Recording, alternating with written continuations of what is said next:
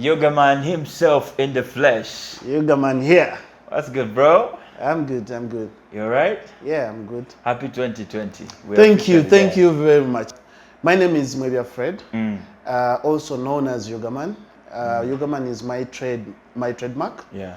And back in 2009, I started writing when I was still at campus. I started writing, so I used to write magazines and stuff like that. So I developed a passion in writing. At the same time, I used to love reading. So that's where my passion with social media and blogging started from. So a little bit of history. In 2010, I joined Uganda Boys while still studying at university. And I had Uganda Boys as my major job, you know, because I'd landed something within the logistics department. And then I had my side hustle as the writing bit. So I used to do a little bit of writing every time I would finish my schoolwork and my usual work at UBL. I would go back and start writing things online. So I had like 4 blogs, by the way. And I used to write different things, customer care, why should we get on the internet, why the internet was so good. And because I was looking out for one that would get most attention, so that I stick to that one. So I tried 4 at a go, and then ended up sticking to one called Tout Media. So in 2016, we used to attend bloggers summits, bloggers meetups. And my friends just said, but you know what? We don't have a point of convergence. We don't have anyone to, you know, call us to have something together. So I offered myself, I said, you know what, guys? For any community to grow, we've got to have some bit of leadership, some bit of guidance, really. And leadership is always not about, you know, you want to earn money or anything. So I offered myself in 2016. I said, you know what? I'm going to be the president of Ugandans on Twitter.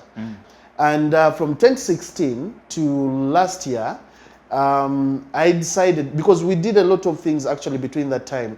We used to meet up, we used to do projects, we would come together to support our brothers who are in need, you know, cancer patients and all those other projects. So last year I decided that we needed to bring another person in a different category to actually take over leadership of these platforms. So the good thing, we put up online elections, people express their interests, and AIGP Asan Kasinje happened to be the one that won the election.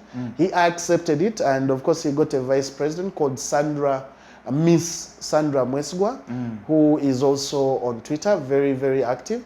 So yes, they are doing the mantle as of now.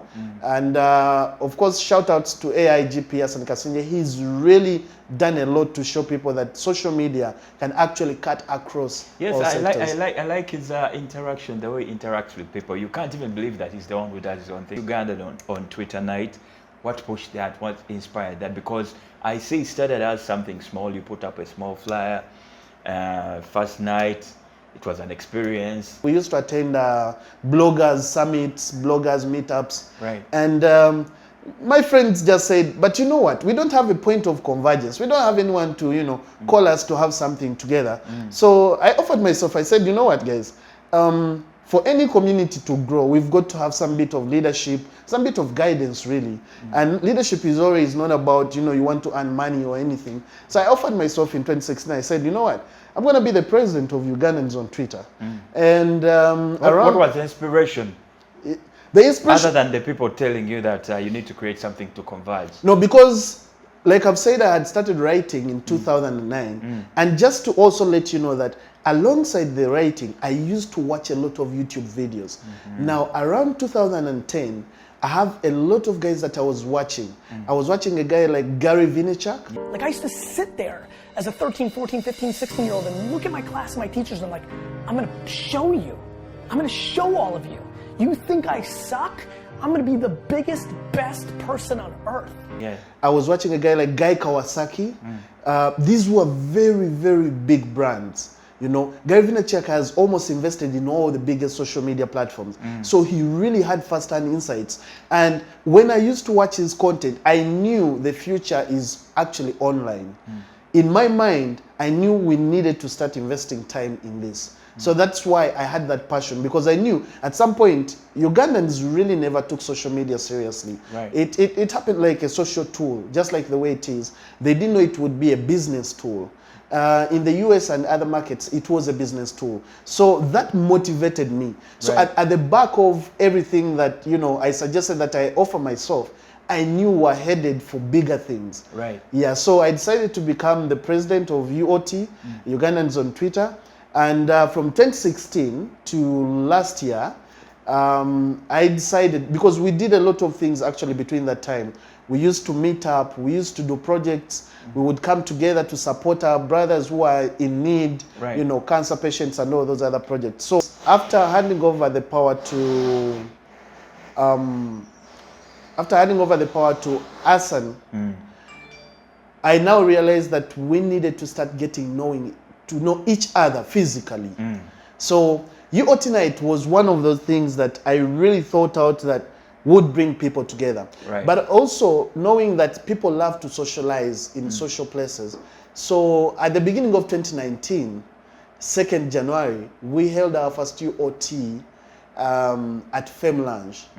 So we've done UOT Night for a year. And just to let you know, because I really love this interview and you called me out, we now headed on to the next project, which is called Digital Conferences Uganda. So we headed out to do conferences, regional conferences in different areas of Uganda, sensitizing and helping business people understand on how they can use the online platforms. So the UOT Night has closed.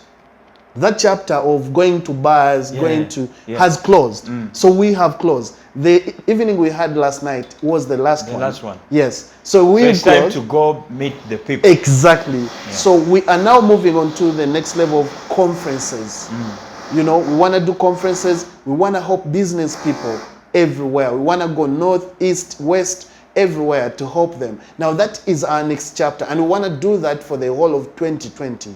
So this is the first time I'm relaying it out. Yeah, and I think that was also pushed by, I remember a tweet you put out that, were you in Barara or something? And then people asked you that we want to also attend these UOT nights. Yes, and the good thing is in Imbara, the UOT night actually was started. It happens every after 2 weeks.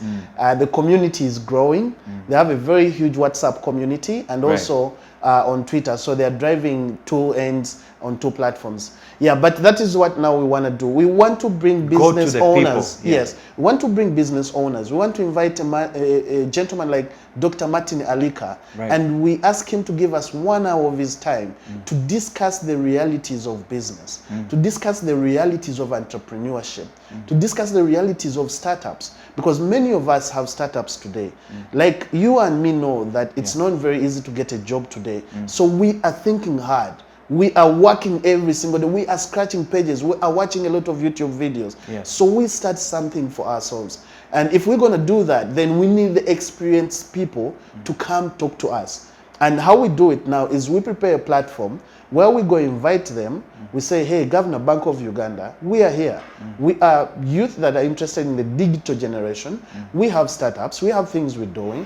We want to learn how business runs in Uganda and in Africa, and maybe the world at large. So we get him to have 30 minutes with us, and later on we can have a cocktail and something like that. So that's the next phase that we're building. We've built the level of getting to know each other. Conversations changed. There was a lot of trolling. There was a lot of attacks. When we met each other, we started relating like brothers. We started sharing ideas. We started supporting each other's hustle. And now we're moving to the next level where we as the youth want to bridge the gap between the people that are CEOs and business owners to us who are starting startups and also getting into the employment world. Because me and you know that most of the people online are university students. So we want these people to form, you know, to learn how these things can be beneficial, you know, to avoid wasting a lot of time and also to use them to build their careers. Yes, because I can see right now yourself, you've been blessed with a big margin of followers, over 70,000 followers, a community that big. Yeah, and just to let everyone know, social media is just like real life. You see, it's the people that have worked behind the curtains and made it in life find it so easy to get on social media, and many youth believe that life is that simple. You understand? Life is that simple. The following that I've built has come over 9 years when I used to blog and everything. But also having that... Stop right there. You need to say that line again. Because somebody will jump on Twitter today and they want 10,000 tomorrow. Say that line again. Yeah. It takes time. It takes time. A stretch of 9 years to build stretch 70,000. of 9 years. I have 10K networking connections on LinkedIn. I have over 7,000 on Facebook.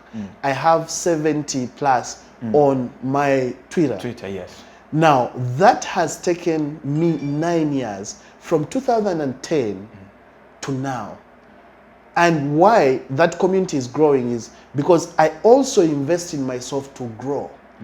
I have been learning over time. Yes. I have been doing a lot of writing. When you do writing, you get used to conversations. First of all, you cannot go online and tell a story unless you know how to tell a story. You know, between me and you, you know, even if you're going to do a video clip, like lately, the journalists have been asked to go and learn how to do summary stories. You know, summarize your story in a 2 minutes video, but so that it can impactful. be exactly So rich. so that your channel can share it on Facebook, Twitter, Instagram, everywhere, and someone gets the point. So things are built over time, and you know, this is something that I really want to throw out to some of my peers and other youth out there. Stop rushing. Take off time and learn what you really want to do in life. Many times we've been misled by a lot of trending subjects, a lot of trends, you know. The other time you're talking about, you know, feminism. The other time you're talking about, you know, rape, attacks here and there. But the real gist is, if you review, what does it help you as an individual? Does it contribute to you building a community? Does it contribute to your career? Does it open up new doors to your future opportunities? And what most people forget that I really want to mention out here, social media between 2014 and 2007 used to be a by the way. Today, social media is mainstream. Facebook is a micro search engine. Twitter is a micro search engine. They have all been incorporated into the Google search engine. So everything you do online has the capacity to deny you an opportunity in the future. Speaking of denying opportunities, we've had a couple of incidents where people have been denied visas. It has happened. I think the most outstanding example last year was Kevin Hart, when he had some, you know, he made some comments about, you know, the LGBT joking. Joking actually. He joked about it. And that was like 3, 4, 5 years ago, before he was called on to host the Grammy, you know, the Grammy Awards. And when he got there, the conversation came back. So what that teaches us is, of course, he was genuine enough. He came out and said, hey, I stepped down. I need to explain this situation and make everybody understand. That was then. I was young. I was joking. I was new in the industry. I would make a joke out of everything. But it has put a stain It has put a stain on his name, Because, of course, he stepped out and he was not able to host the Grammys. But now, the thing is, what we learned out of that, it's not only him, by the way. I know several examples within our country here that have failed to get jobs in some areas because of how they used their social media in the past. Many of them have failed to get visas to go elsewhere. Because you see, if you don't have the social networking behavior that you can cooperate with other people on the same platform, how do people trust you that when you get to a community, you can respect others? You know, if you're trolling every woman, if you're trolling every person that is in business, how do people expect you to have the integrity to be incorporated into a new community? How do you go to EU and have a job there if you can't have it in Uganda? And if in Uganda, because your community has to trust you first before you go regional, We know people that have done dubious campaigns where you've been paid to trash another brand, and before you know it, the same brand is going to dump you and you need to get a job in another brand. Now, that kind of behavior online can deny you an opportunity in the future. Nobody can employ you. So many people need to take caution You know, it is today that I can attack someone for looking ugly, and the next day my daughter is going to be online. So when my daughter gets online and another gentleman in maybe another region attacks her for being dark, you know, this is personal. It's a personal attack. So this behavior should stop, first of all. Trolling and wanting to minimize other brands and people. And when I talk about a brand, I mean people. The generations have changed. Today, you may know a news reporter and you fail even to know which station they work for. Because they have a YouTube channel, because they have a Facebook channel, because they have an Instagram account that is so active. Now, before you learn where they work, they have showed you what they do. This is how the world is moving. That I'll get to learn about Ugandan All-Star before I even meet him. You know, but what I've known about you tells me so much of who you are, and that is what we need to keep. It's basically like the clothes you put on already tell. Yes, exactly. Before they have a conversation with you. Gone are the days where everything used to be pseudo. Gone are the days when Yugaman would hide behind the curtain and want to be John, want to be, you know, Isaac. No, stand out, and that is you, Yugaman. You speak and make sure that what you speak actually doesn't contradict or doesn't interfere with other people's ways of living. We all must have space on these platforms. No matter where we come from, no matter what business we do, no matter our education levels, no matter what language we need to use on these platforms, we all have enough space. What we need to build is respect for one another. And you know, we keep calling out these things. I'm really very glad. Not everyone gives time to the things that are going to impact the future. Social media used to be a tool that was ignored by politicians, was ignored by governments. Until things turned out and they realized, oh, there is a platform that can bring 1 million people together in 24 hours. So what happened, for example, here in Uganda, which was very unfortunate, they placed a tax on it. It was very, very unfortunate because we hadn't realized the business sense of these platforms. But of course, government also had its own reasons why it did that. They discovered later on that they need to control. But, I mean, you can't control what people say. The best thing you can do is let people understand how these platforms are used. It's like driving on the road. People go to driving schools not because it is a must, but people go to driving schools because there needs to be harmony on the road.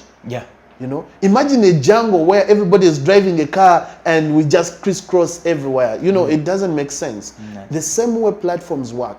If you're on Instagram, if you're on Twitter, if you're on Facebook, there are some basics that cut across. Have respect for individuals. Have respect for people, no matter what they believe in, no matter where they come from. Have respect for everyone. Have respect for brands. If you want to work with a brand, it is always very important that sometimes even before the brand invites you, express your interest. If I'm interested in coming to Mistil, I'll come to Mistil and have enough food so that I can be able to write a blog about it. When you read my blog, you'll be interested in knowing, oh, how did you make this observation? Please come back and you tell us. Let's have a conversation. Let's have a conversation. That is the first line. The first line is not in saying, Mistil is, you know, it's a hotel, it has got these issues. I mean, every brand has its own issues. And brands are facing a very big challenge today is because every brand is social now. People have a lot of voices. People have blogs, people have Facebook, WhatsApp, everywhere. So brands no longer have the visibility they used to have when traditional media was the dominating factor. Where Mistil would put out a statement and it goes to newspapers and radio. Today, before Mistil puts out a statement, it's on Facebook. So, which means every individual has got a voice. And now what Mistil has to do is to make sure it lives to its reputation. You know, that's one thing that I also want to talk about. Brands need to live to their reputation. A reputation is not actually wanting to be everything that people want you to be. A reputation is sticking to the values that you have set out as a brand. That also brings me to something that is like an observation. When a big brand hires just somebody who's just looking for a job to be their social media person, this person needs to understand the brand he or she is representing. I- I've seen that go wrong many times. They just hire somebody because it's cheap, but then it's putting out something that does not live up to the levels of the brand. I totally agree. Something else that has developed in the industry over time, brands used to have departments because many people up to today still confuse where to place social media within their structures. Right. Now, let me start from that point of view because brand managers need to understand that social media, as much as it is a marketing tool, social media is a communication tool. Communicate, keyword, communicate. Communicate. The keywords are ICT, information, communication, technology. Yeah. And for every brand that wants to fit into this space, believe me, you can spend as much money as you want on Facebook ads. You can spend as much money as you want on search engines, on SEO, on Google ads. But if you don't grasp the intrinsic value of your brand being present on the ICT platforms, then your brand is going to swim in the wind and it will be poised there. It will have no base. It will have no landing site. Because a brand that does not have a landing site is always swimming in the air. You understand what I mean? A brand that knows where it wants to go is a brand that will think about, we're going to hire a social media manager now. Do we have a website? Do we have a blog? The platform. Do we have a platform where if someone wants to know about us, they go first hand and it is legitimate? You understand what I'm saying? Not Facebook ads. No. Nobody's going to check your 6 posts 6 years back, what you posted. No. But if you have a website, that is the first question you ask yourself. Many brands have been misled today to think trending on Facebook and trending on Twitter is what builds a brand. No. It is not like that. A brand is built by a solid foundation. Being able to communicate physically and virtually. Build a website, have a content plan, hire a social media manager, hire a photographer, hire a videographer. That is lesson number one. Where many structures, and of course I must appreciate, I used to work with National Water as a writer by 2013, 2014.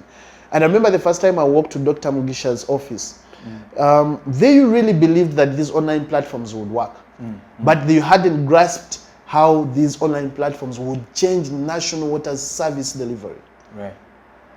At the end of 2014, National Water got a whole structure of digital content creators who even have a manager in their structure.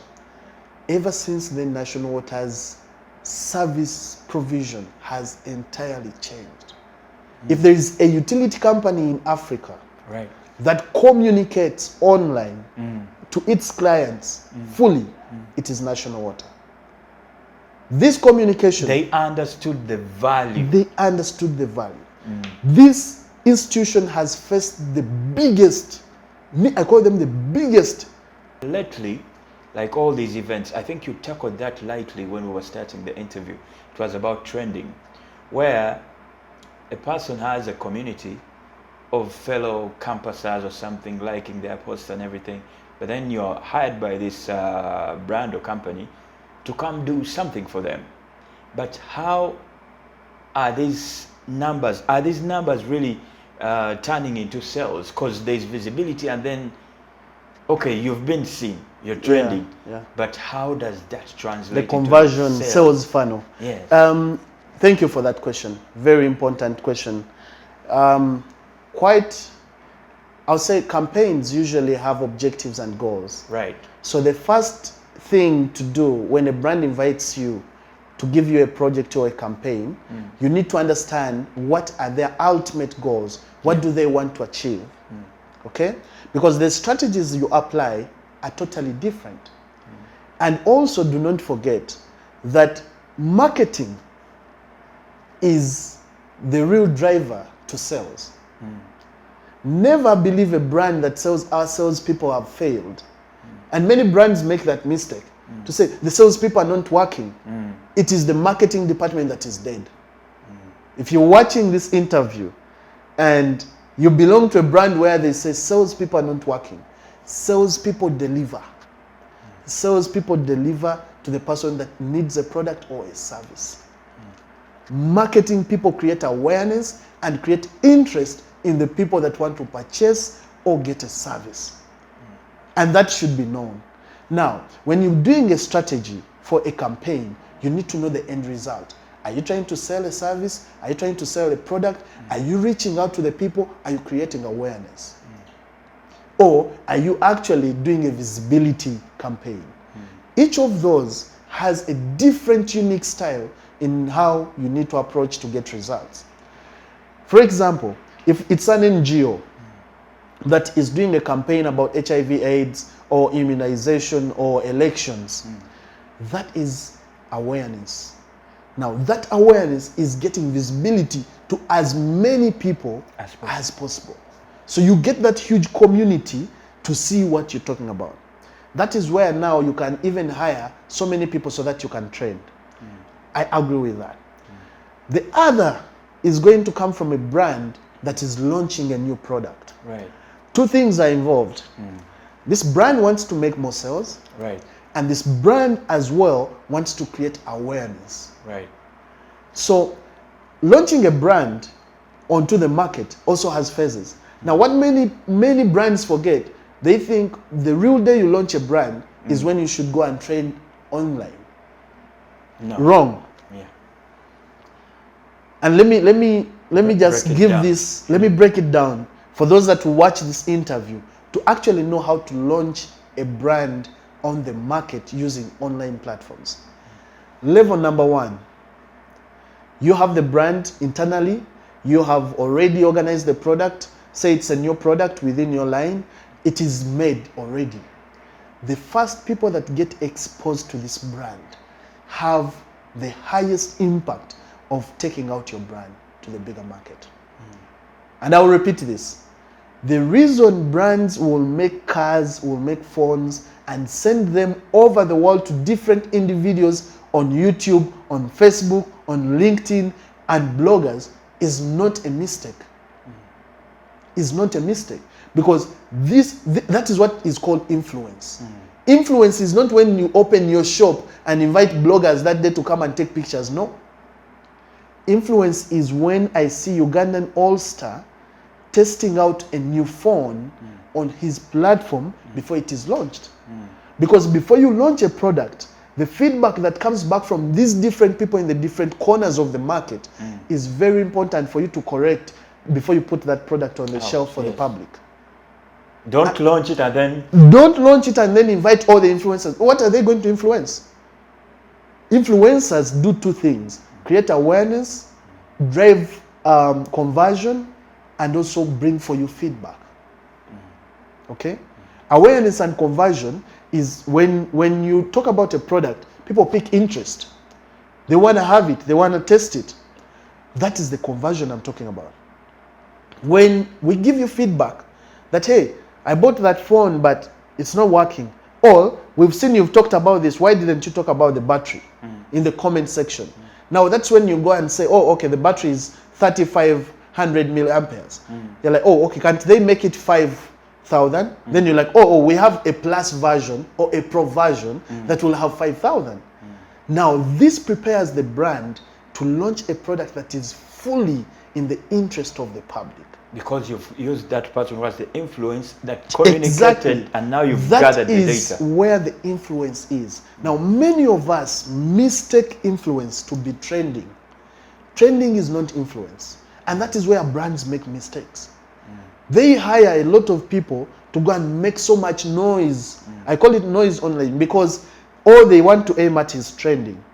And after trending, you get zero sales conversions, you get zero feedback because you've done it in one day.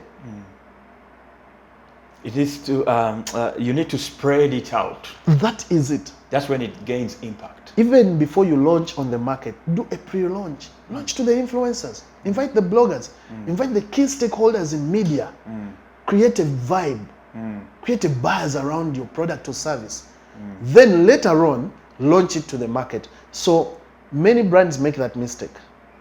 Yeah, many brands make that mistake. Now going back to the bit where you're saying brands hire, you know, individuals to write or market, and like I said, the structures are confused in many of the companies.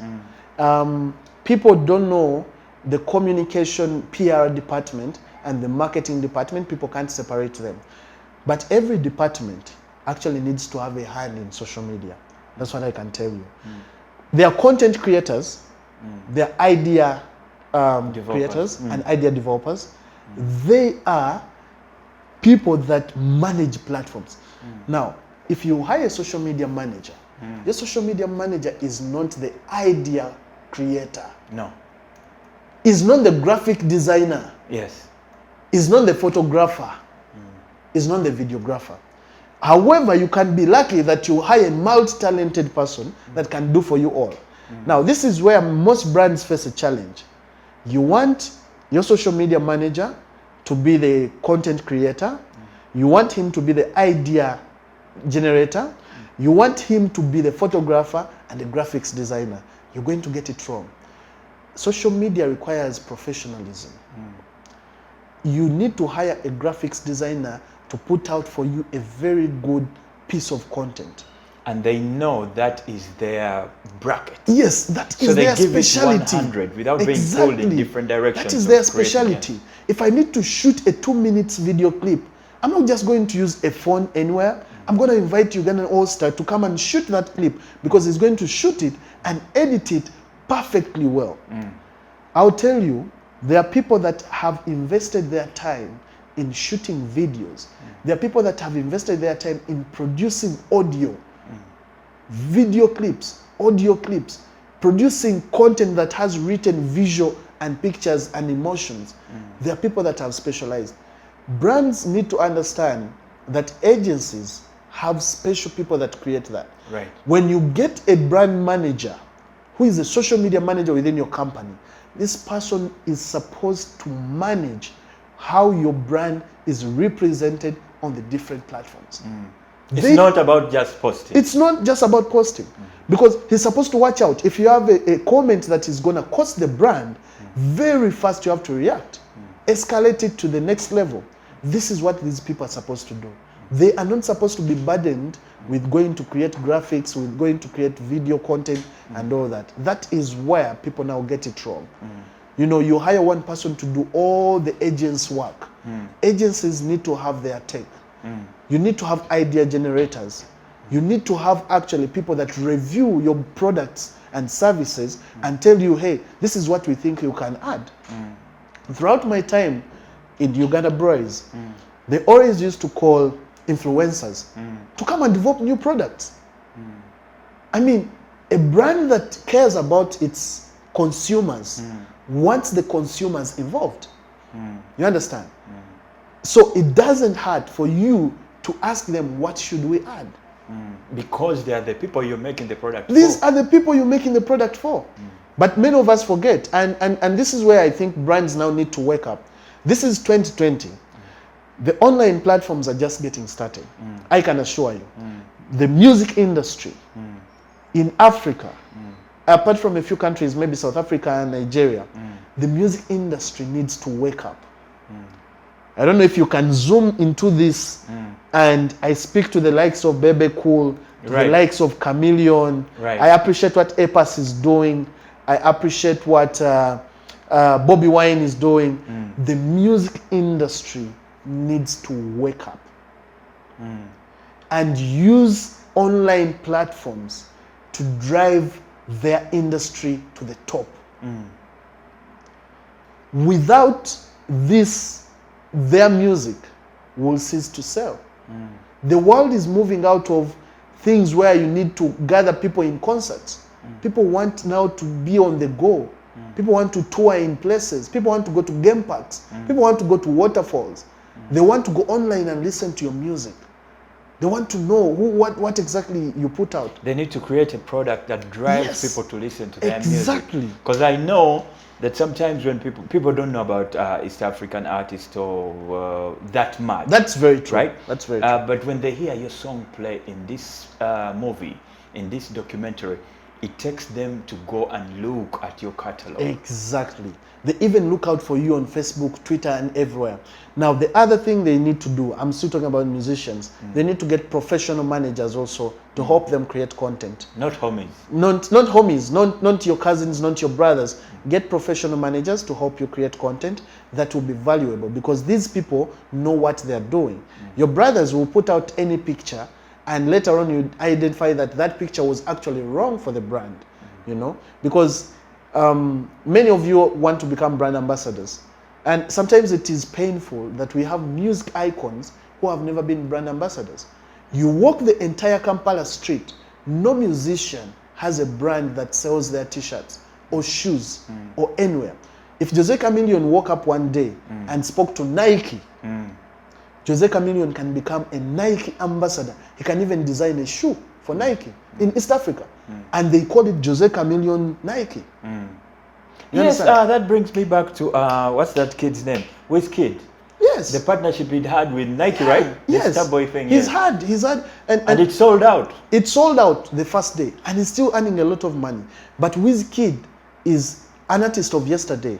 I'm talking about Jose Chameleone that has been on the platform for 20 years.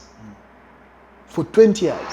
That even a shoe company or a suits company can't have a Jose Chameleone logo. Because that's because those two words, Jose and Chameleone, went from just being his stage names to a brand. A brand who is also now going to politics. Now, if you could only walk on Kampala Road and identify two shops that have famous artists selling content, selling music, music would be on the top.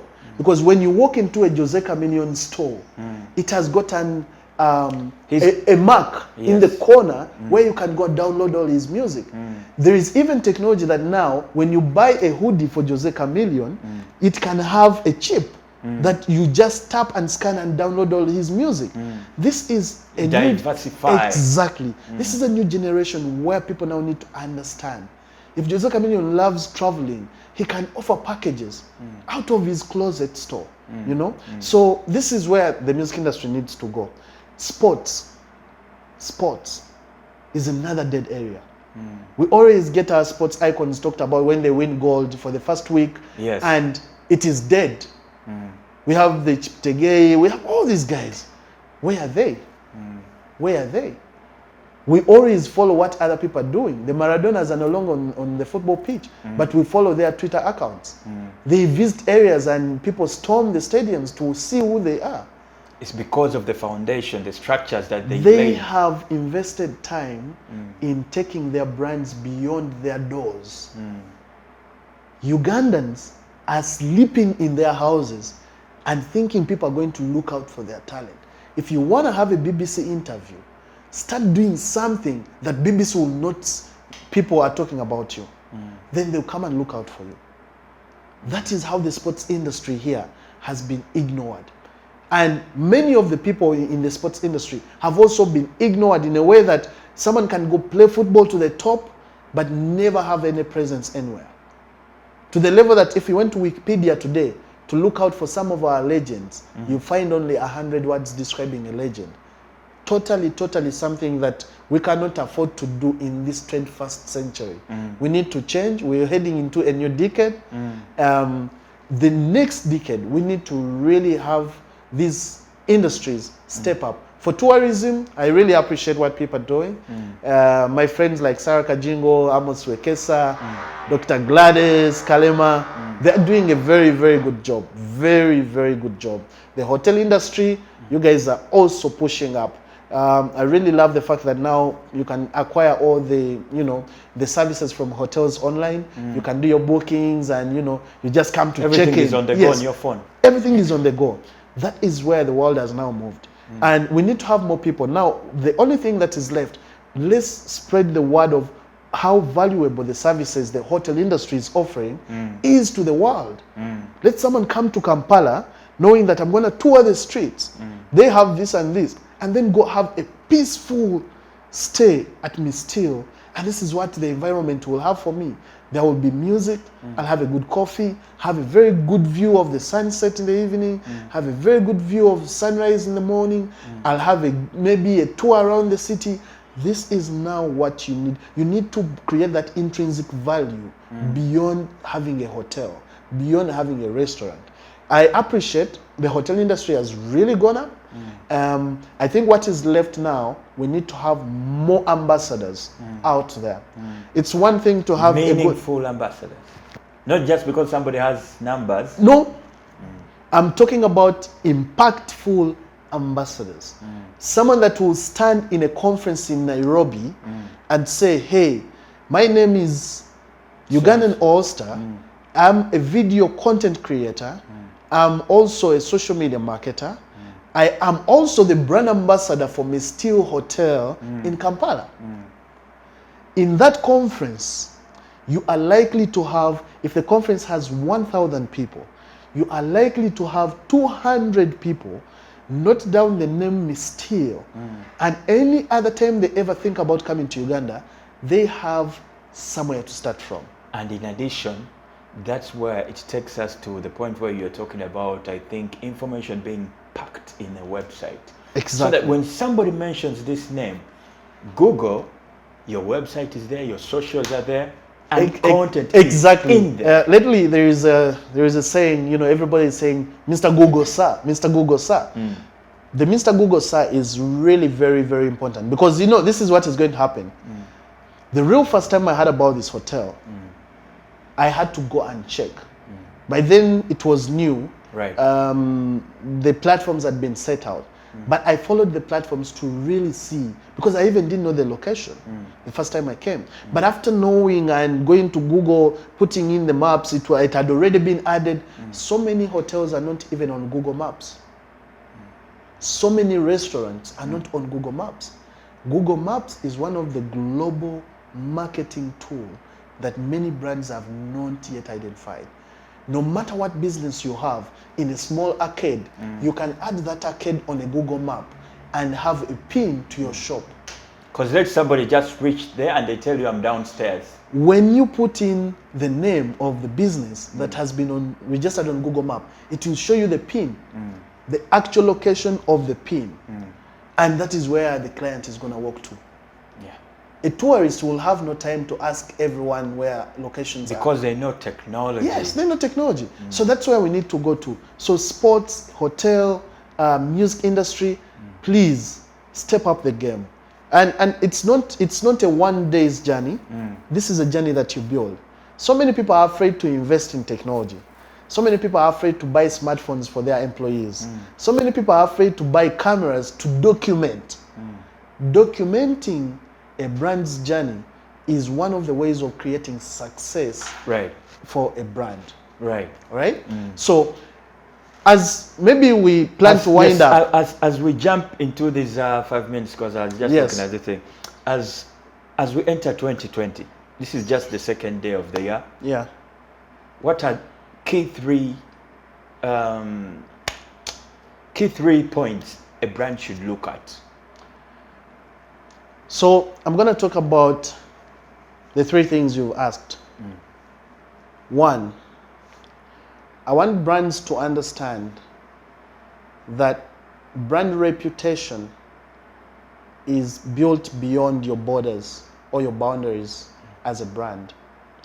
And as such, you need to protect it.